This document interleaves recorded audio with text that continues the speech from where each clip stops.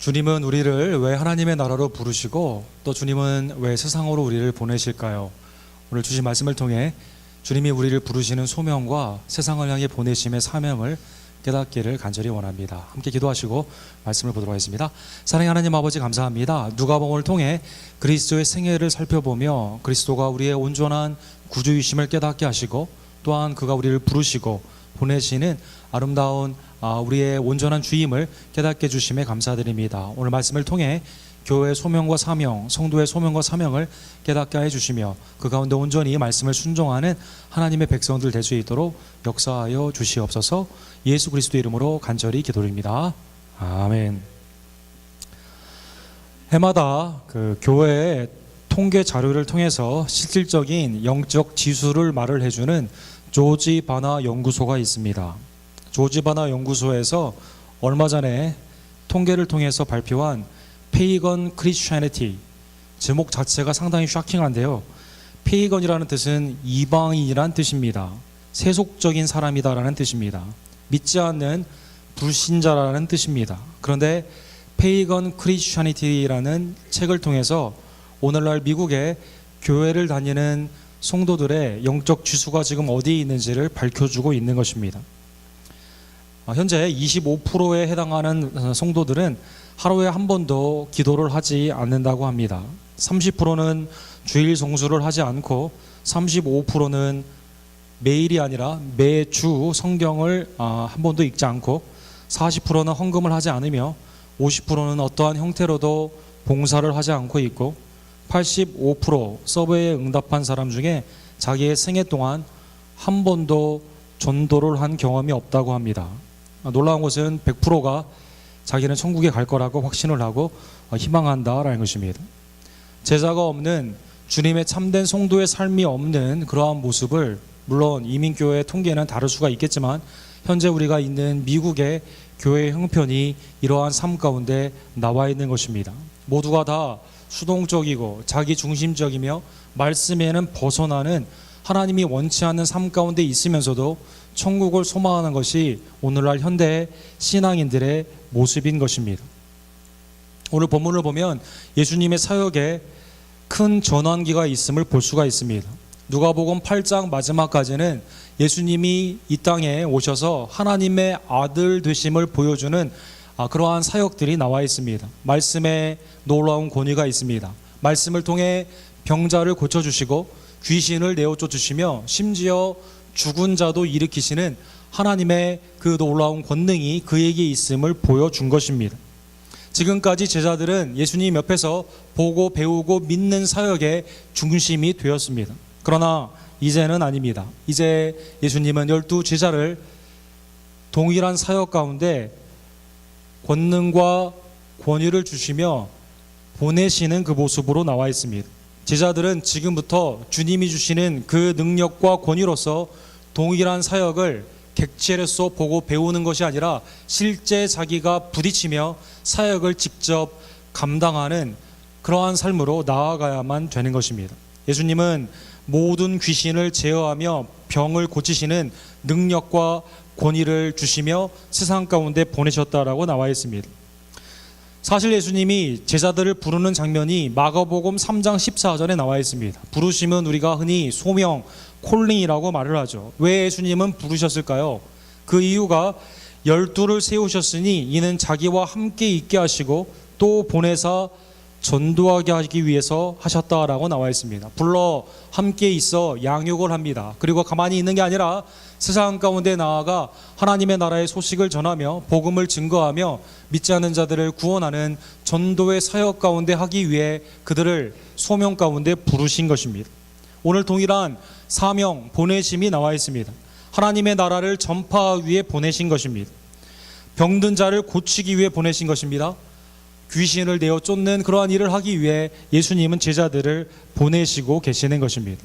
본문에서 우리가 주의해야 되는 단어는 예수님이 그냥 물가에 내놓은 아이처럼 그냥 막연하게 보낸 것이 아니라 두 가지를 주시며 보내셨다라고 나와 있습니다. 모든 귀신, 모든 병을 제어할 수 있는 파워, 그 능력과 authority, 권위를 주셨다라고 나와 있습니다.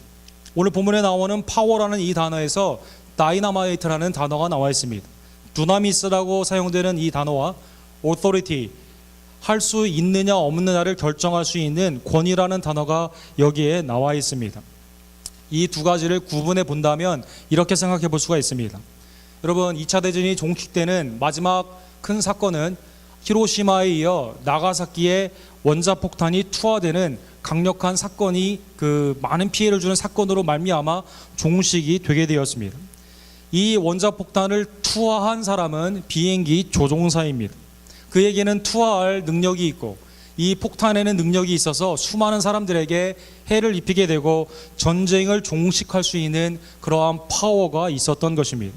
그러나 이 파워를 실제 일할 수 있도록 이인에이블 시킨 권위가 있는데, 권위는 어디에서 나왔을까요?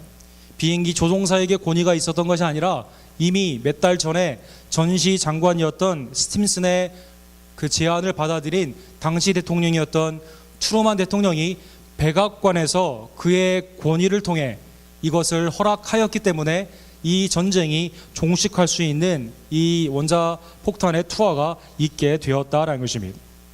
파워도 있어야 되지만 파워를 일할 수 있게 하는 폭발적인 잠재력이 실제 나타날 수 있는 권위가 있어야 되는데요. 특별히 영적인 전쟁, 병들과의 전쟁, 사탄 마귀와의 전쟁에 있어서 능력도 필요하지만 권위를 예수 그리스도께서 우리에게 허락하여 주신 것입니다. 예수님은 승천하기 전에 제자들에게 하늘과 땅에 있는 모든 권위, 권세가 내게 있는데 너희는 가서 제자를 삼으라고 명령하십니다. 사도행전 1장 8절에 보면 오직 성령이 너희에게 임하게 되면 너희가 권능을 받고 예루살렘과 온 유다와 사마리아와 땅끝까지 내 증인이 되리라고 말씀한 것입니다. 제자들에게, 오늘날 성도에게 예수님은 주님의 사역을 보내시면서 부탁하시며 그 사명 가운데 그냥 하는 것이 아니라 하나님의 놀라우신 능력과 권위를 위임하시며 하시고 계시는 것입니다. 세상 가운데는 자기가 권세가 있고 권위가 있다라고 미혹하는 무리가 한둘이 아닙니다. 누가복음 4장 6절에 보면 예수님이 공생애를 시작하실 때 이제 40일 동안 금식을 하며 기도를 마치는 그때 나에게 절을 하게 되면 사탄이 이렇게 약속을 합니다. 이 모든 권위와 그 영광을 내게 주리라. 이것은 내게 넘겨준 것이므로 내가 원하는 자에게 주노라라고 말씀하고 있는 것입니다. 돌을 떡으로 먹고 성전에서 뛰어내리며 절을 하게 되게 되면 내가 너희에게 모든 권위와 영광을 주겠다고 했다라는 것입니다. 예수님은 사탄이 모든 권위와 권세가 없는 것을 알고 계셨습니다. 요한복음 17장 2절에 보면 아버지께서 아들에게 주신 모든 사람에게 영생을 주게 하시려고 만민을 다스리는 권세를 아들에게 주셨음이로다라고 말씀하고 있습니다. 실제 파워, 실제 권위는 누가 가지고 계십니까? 사탄이 수많은 것들, 육신의 정욕과 안목의 정욕과 이상의 자랑으로 우리에게 네가 이걸 하게 되면 능력이 있는 것처럼 보이고 이걸 하게 되면 권위 있는 것처럼 보인다고 미혹하지만 실제 생명을 살리고 하나님의 나라 가운데 일을 하게 하는 그 권세와 그 권위는 오직 예수 그리스도에게 있다는 것입니다.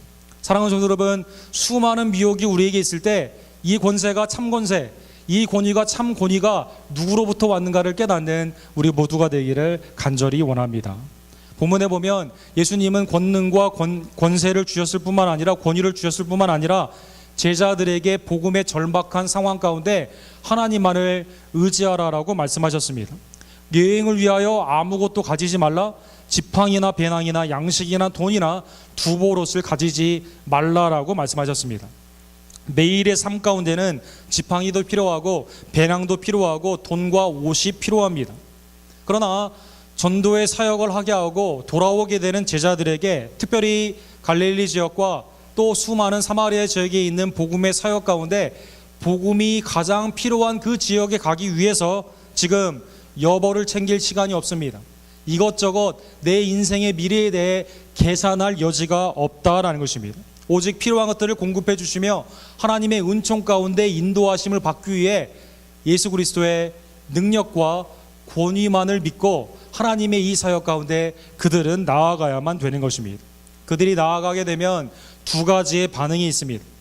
하나님의 공급하심이 이 가운데 나타나게 되는데요. 첫 번째 반응은 그들을 영접하는 사람들이 있다라는 것입니다. 즉 복음을 받아들이며 전도의 사역을 기뻐하며 그들을 품는 사람들이 생기게 된다는 것입니다. 그럴 경우 거기에 머물러도 되게 됩니다. 먹을 거 걱정할 필요 없습니다. 여벌의 옷을 가질 필요 없습니다. 배낭을 가질 필요가 없습니다. 복음을 받아들이는 자가 복음의 사역자들을 영접하게 되기 때문에 하나님의 공급하심이 그 가운데 있게 되는 것입니다. 대표적인 예로 사도행전 16장에 보면 유럽의 교두보가 되는 빌립보 지역을 바울 사도가 가게 됩니다. 바울 사도가 그곳에 가게 된 이유도 성경에 보면 참 특이합니다. 북쪽이 막힙니다. 동쪽이 막힙니다. 남쪽이 막힙니다. 그런데 계속 전도를 하고 있는데요. 성령이 서쪽으로 가라고 말씀하신 것입니다. 빌립보의 청년이 와 우리에게 복음을 증거하라고 할 때 그곳에 가보니 그곳에 여인들이 있습니다. 그곳에 복음을 증거하게 될 때 성령이 루디아의 마음을 열게 하시고 그곳에 감고 나여 유하라라고 한 것입니다. 그 집안이 세례를 받습니다. 이곳에서 빌립보 교회, 바울 사도가 늘 생각할 때마다 기쁨이 넘치는 빌립보 교회가 유럽의 첫 교회로 생기게 된 것입니다. 영접하는 사람, 그곳에 유하면 됩니다. 교회 사역이 쓰게 되고 그곳에 하나님의 나라가 확장이 되게 되는 것입니다. 두 번째로 영접을 하지 않으면 어떻게 될까요? 8절에 보면 누구든지 너희를 영접하지 아니하거든 그 성에서 떠날 때 너희 발에서 먼지를 털어버려 그들에게 증거를 삼으라라고 말씀한 것입니다. 더러운 데서 깨끗한 곳으로 갈 때 신발을 텁니다. 사막의 기후에 있는 팔레스타인 문화 가운데 길을 걷던 사람이 집에 들어갈 때 더러움을 제거하기 위해 먼지를 터는 것입니다. 그러나 주의 복음을 영접하지 않는 그 집에서 오히려 바깥으로 나올 때 시내에 있는 먼지를 털으라라는 것입니다. 즉 어디가 더러운 곳이에요? 영접하지 않는 그곳이 더러운 곳이기 때문에 먼지를 털고 새 사역지로 나아가라라는 것입니다. 대표적인 예가 사도행전 13장에 보면 나와 있습니다. 비시니아에 있는 안디옥에 있는 교회 사역 가운데 많은 사람들이 주님의 말씀을 영접했지만 그러나 경건한 규비인들과 유력자들이 선동을 하여 바울과 바나바를 이제 쫓아내게 합니다. 박해하며 그 지역에서는 복음 사역을 하지 못하게 한 것입니다. 이때 두 사람이 다음과 같은 오늘 본문의 말씀에 비추어 그 똑같은 행위를 하게 됩니다. 그들을 향하여 발에 티크를 털어버리고 이고니온으로 갔다라고 나와 있습니다. 이고니온에 하나님의 교회가 서게 됩니다. 그곳에 하나님의 복음은 나타나게 되지만 그러나 안디옥 비스니아에는 복음이 쇠락하게 되었다라는 것입니다. 하나님을 믿고 예수 그리스도의 부르심과 보내심 가운데 소명과 사명을 가지고 나아가게 될 때 염려하지 아니하며 오직 주님의 그 파워, 권능과 오토리티, 권위를 의지하며 나아가게 될 때 다 영접하면 좋지만 영접하지 않는 경우가 있다도 걱정할 필요 없습니다. 복음을 컴프로마이즈 할 필요가 없습니다. 전도의 사역을 멈출 필요가 없습니다. 그 다음으로 복음을 위해 나아가면 되는 것입니다. 그러면 본문을 두 가지 측면에서 생각해 볼 수가 있습니다. 보내심을 받은 제자들의 측면이 있고 그 복음을 듣는 수신자들, 청자들의 그 모습을 생각해 볼 수가 있습니다. 초대교회에는 66권 성경의 정경이 다 만들어지지가 않는 상황에서 누가 참 사도이고 누가 거짓 사도인지를 분별하는 영분별이 필요했습니다. 즉 누가 주님이 불러주시고 정말 주님이 전도를 위해 보냈는가가 매우 어려웠다라는 것입니다. 12사도들은 나중에 그들의 가르침, 디다케라는 가르침을 통해서 참 사도와 거짓 사도, 참 선지자와 거짓 선지자의 구분을 다음과 같이 3장에 말하고 있습니다. 무엇을 위해 머물고 무엇을 위해 떠나나를 너희는 보라라는 것입니다. 사역이 없이 계속 유숙하기를 원하거나 복음의 사역이 끝났음에도 불구하고 유숙하기를 원하게 될 때 그는 거짓 선지자일 가능성이 크다라는 것입니다. 주님의 부르심을 받고 주님의 보내심을 받은 사역자의 가장 큰 특징, 제자됨의 가장 큰 특징은 그의 유동성이 복음의 사역 가운데 있기 때문에 너희는 그것을 주의하여 보라라는 것입니다. 머문과 떠남이 오직 사역 가운데 있어야만 된다라는 것입니다. 복음을 받아들이는 청자의 입장에서는 두 반응이 본문에 나와 있는데요. 두 반응으로 인류의 역사가 나누어지고 있습니다. 복음을 온전히 들었을 때 영접했느냐, 그것을 거부했느냐에 따라 인류의 역사가 나누어진다라는 것입니다. 예수님은 요한복음 16장 9절에 보면 죄의 가장 근본적인 핵심의 뿌리는 어디에 있습니까? 죄에 대하여라 함은 그들이 나를 믿지 아니한 불신이었다라고 말씀하고 있는 것입니다. 여러분, 복음을 제자들을 통해 듣는 것, 그것도 물론 똑같은 복음의 내용이기 때문에 파워풀한 것입니다. 그러나 복음의 핵심이 되는 십자가의 죽음을 옆에서 본다면 그것만큼 더 확실한 놀라운 구원의 기회가 어디 있겠습니까? 누가복음 23장에 보면 예수님이 화목제물로 십자가에 못 박혀 죽을 그 당시에도 인류의 역사가 영접과 불신으로 나누어지는 것입니다. 한강도는 이렇게 말을 합니다. 예수여, 당신의 나라가 임하실 때 나를 기억하소서. 그에게는 예수 그리스도를 영접하는 이 믿음 때문에 구원이 임하게 된 것입니다. 내가 진실로 내게 이르노니 오늘 내가 나와 함께 낙원에 이르리라라고 있으리라라고 말씀한 것입니다. 반면에 다른 한강도는 어떻게 했습니까? 네가 그리스도이거든 너도 살리고 우리도 살리라고 말을 하며 예수님을 끊임없이 조롱을 합니다. 그리고 구원의 기회에 불신으로 예수님에게 대항한 것입니다. 인류의 역사가 복음을 듣는 사람에 있어서는 온전히 영접하느냐 불신하느냐에 따라 신자와 불신자로, 영생과 영벌로 완전히 나누어진다라는 것입니다. 성경에 보면 가장 안타까운 가문은 어떠한 가문일까요? 오늘 본문 7절에서 9절에 나와 있는 헤롯 가문을 생각할 수 있습니다. 여러분, 자기가 다스리는 나라의 사람들이요, 병에서 고침을 받고 귀신에 묶여 있다가 귀신이 내어 쫓음을 당하게 되면 왕으로 기뻐해야 되는 거 아닙니까? 자기의 백성이 그렇게 하나님의 놀라운 역사를 체험하게 되고 생명의 역사 가운데로 유대 지역이 바뀌게 된다면 그건 기쁜 사역 아닙니까?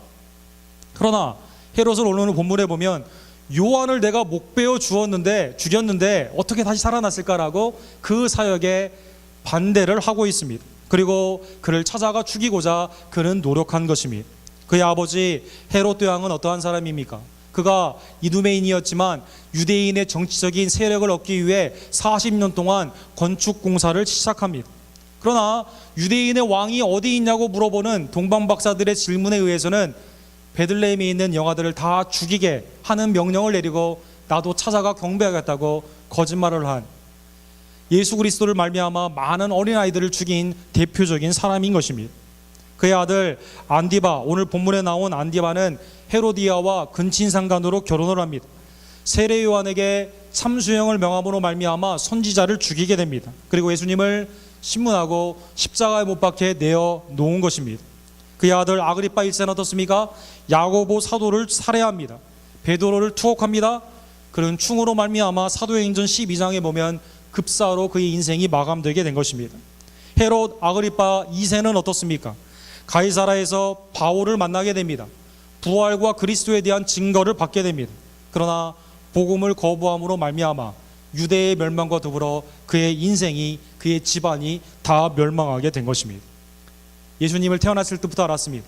그의 놀라운 사역을 보았습니다. 십자가와 부활을 목격했습니다. 제자들의 사역을 목격했습니다. 바울 사도까지 만나게 되었지만 수많은 복음의 기회가 있었지만 복음을 듣지 않고 불신함으로 말미암아 이 집안은 멸망하게 되었다라는 것입니다. 사랑하는 성도 여러분, 오늘 본문을 통해 세상은 모두가 다 우리를 환영하지 않는 것을 알 수가 있습니다.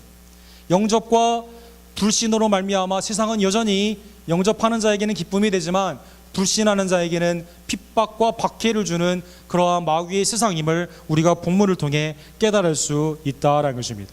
오늘 본문 6절에 보면 제자들은 이 사역 가운데 주의 말씀을 통해 동일한 복음의 사역을 쭉 증거하고 풍성한 열매를 맺고 주님 앞에 돌아오는 것을 볼 수가 있습니다. 제자들이 나가 각 마을에 두루 다니며 곳곳에 복음을 전하며 병을 고쳤다라고 말씀하고 있습니다.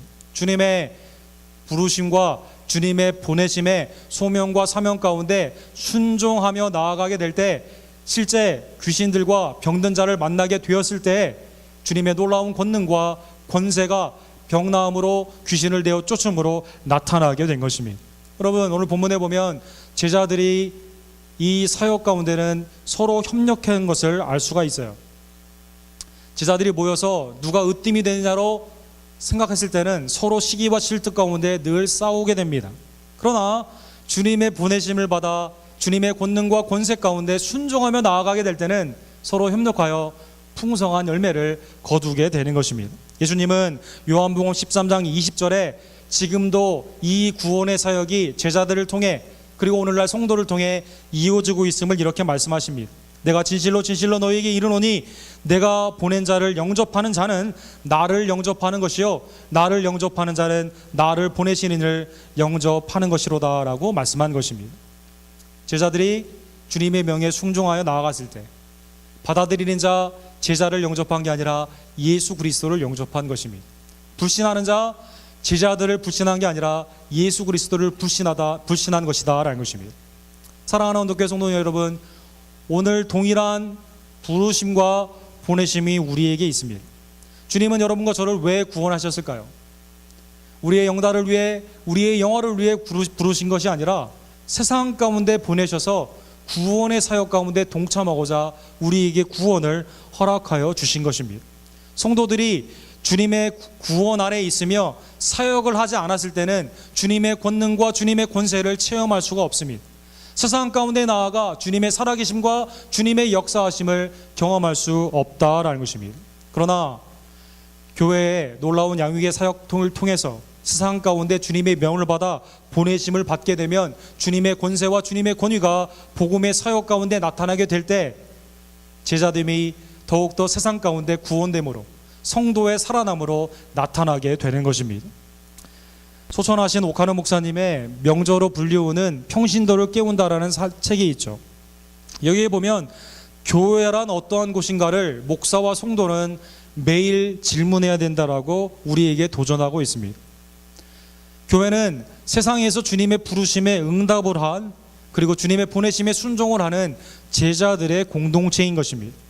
교회는 다른 어떠한 건물적인 의미도 아니며 우리의 친교를 위해 부른 것도 아니며 주님의 거룩한 구원의 목적이 세상 가운데 나타나고자 하는 하나님의 제자들의 공동체로 우리는 부름을 받고 있는 것입니다. 세상에서 부름받은 하나님의 백성이자 세상으로 보냄받은 예수 그리스도의 제자들임을 잊지 않아야 된다. 부르심과 보내심에 주님의 권능과 능력과 권위가 주어진다라고 말씀한 것입니다. 혹시 여러분 중에 나는 주님의 임재, 주님의 능력, 주님이 우리를 정말 나를 다스리시는가 그 권위를 깨닫지 못하는 분이 계시다면 오늘 본문의 말씀을 다시 한번 뒤돌아보며 주님이 나를 왜 부르셨을까? 주님이 나를 왜 보내시고 있을까? 그 소명과 사명을 다시 한번 새롭게 하시기를 주님의 이름으로 간절히 축원합니다. 우리 켄터키 루이빌에 사우스 이스트 교회라는 아주 요즘 성장하는 교회가 있습니다. 거기에 티칭 패스토로 있는 카일 아이들만이라는 분이 작년에 낸 책이 I am not a fan이라는 그러한 책입니다. 이분은 교회 안에 두 부류에 대해서 이렇게 말을 하고 있습니다.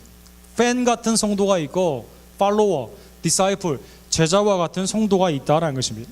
팬은 연예인들, 운동선수를 좋아하듯이 환호하다가 그의 퍼포먼스에 따라 사라지기도 하고 다른 사람으로 옮겨지기도 하는 유동성이 매우 큰 사람들입니다. 그들은 끊임없는 감동을 받기를 원합니다. 나를 즐겁게 하라, 나를 기쁘게 하라고 수동적인 마음으로 그 사람들을 숭상하는 것이다라는 것입니다. 그러기에 뿌리가 없어 아무런 능력이 없습니다. 실제 그들이 따르고 있는 그 아이돌과는 전혀 관계가 없기 때문에 마음 가운데 친밀함이 없어서 늘 흔들리고 있는 그러한 존재들이다라는 것입니다. 그러나 주님은 팬으로 우리를 부른 것이 아닙니다. 주님은 여러분과 저를 제자로 부르고 있습니다.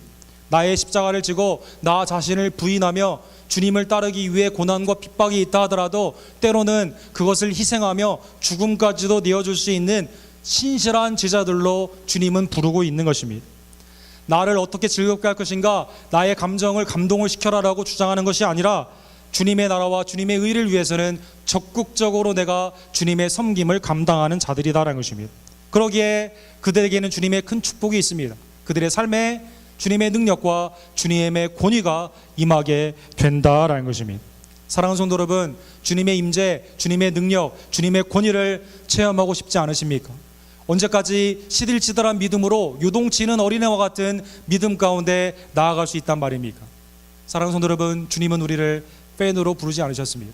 전도 가운데 권위와 권능을 허락하여 주시고, 그리고 너희가 나아가서 혼자 있는 것이 아니라 세상 끝날까지 함께 계신 예수 그리스도의 임재와 우리를 거듭나게 하시고 우리와 함께 계시는 성령님의 능력 가운데 이 사역을 우리에게 부르시고 보내시고 계시는 것입니다. 사랑하는 언덕교회 성도 여러분, 팬이 아닌 주님의 참 제자로서 주님의 명령에 순종하여 주님의 놀라운 그 능력, 다이나마이트 같은 그 능력, 주님의 놀라운 하늘과 땅에 있는 놀라운 권세, 병들과 귀신들과 대적들이 굴복하는 놀라운 그 권위를 체험하는 살아있는 주님의 참된 제자의 공동체가 되기를 주님의 이름으로 간절히 축원합니다. 기도하겠습니다. 사랑하는 하나님,